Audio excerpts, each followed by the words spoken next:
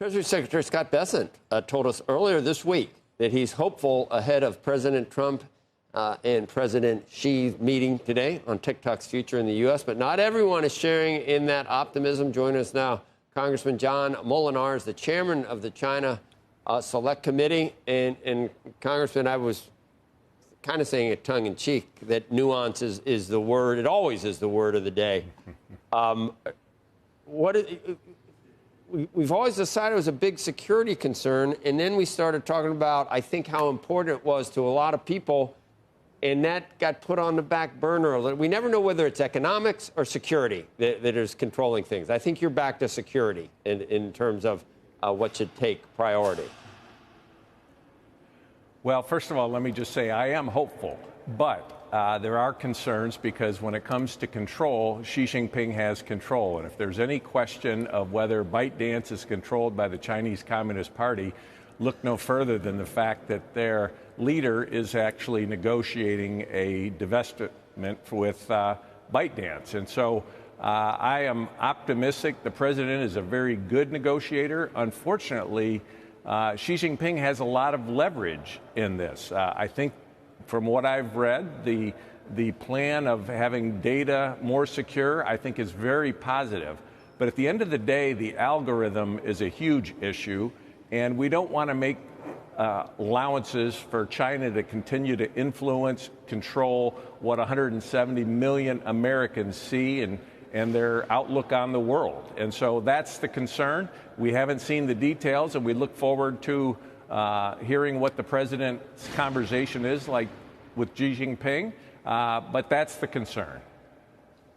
You doubt, it sounds like, some of the things that the administration has said about how the negotiations went, because everybody was waiting to hear about that algorithm because that was the deal breaker all along. And then at the same time, we saw President Xi or the CCP switch to like NVIDIA and start talking about monopolies. And people said, well, that's throwing a bone to everyone in China that if we do give up the algorithm, we're still going to be tough. We're going to be tough on NVIDIA. So the notion is that progress was made on this very contentious issue. You don't believe that?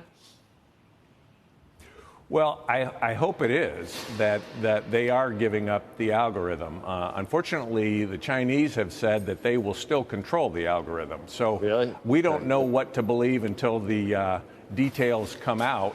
But at the end of the day, there are American companies who would love to buy TikTok and have good plans. And I believe we could have Americans designing an algorithm that would suit our needs. But that's really the key question. And I think the president's an excellent negotiator. I think I'm optimistic, but we have to see what the details are. So it could still fall apart in the president if he wasn't satisfied, and if in fact, China, who knows with them, they can go back on things they've promised. They cannot really necessarily, they can sort of obfuscate about whether they actually promised it in the first place. Do you expect him, if he realizes that, kind of with Putin, that he's getting played, do you think he would call the deal off and let TikTok shut down?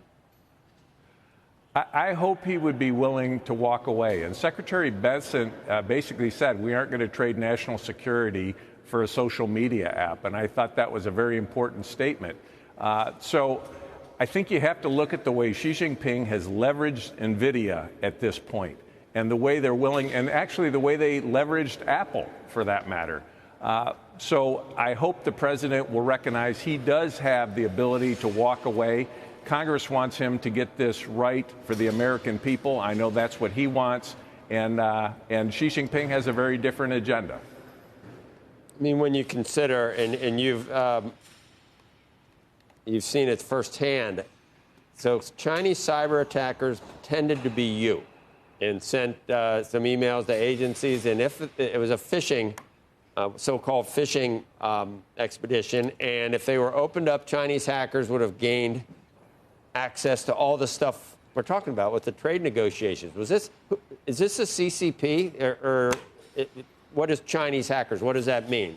Is it the CCP? Well, the Ministry of State Security, which reports to the CCP and is there armed to do these kinds of activities, and they have contractors, they are involved all over the world.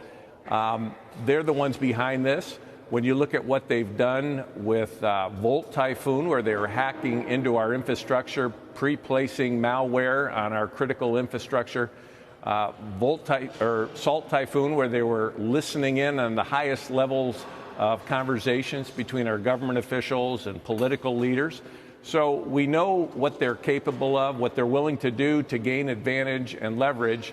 You only have to look at what they're doing with the fentanyl precursors that are poisoning thousands of Americans, and they deny any responsibility, yet we know they actually give a rebate, a tax rebate, to chemical companies that manufacture this fentanyl and export it to countries like the United States through Mexico.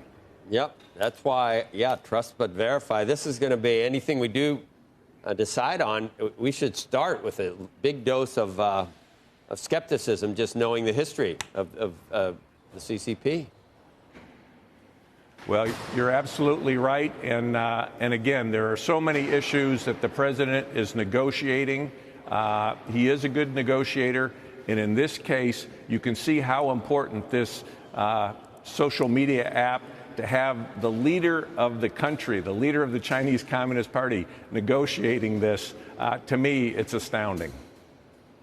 It is. And you know, every day we talk about, you know, we try to figure out how to fix things in this, well, in the world, I guess, in this country, in the world writ large, and social media has a lot to do with it. So, social media not controlled by the CCP is bad enough. You're absolutely right. And this is a social media that would be an influence operation for a foreign adversary. And so that's why this algorithm is so important. And when you look at the ways they try and sow division in our country, we don't need more division in our country.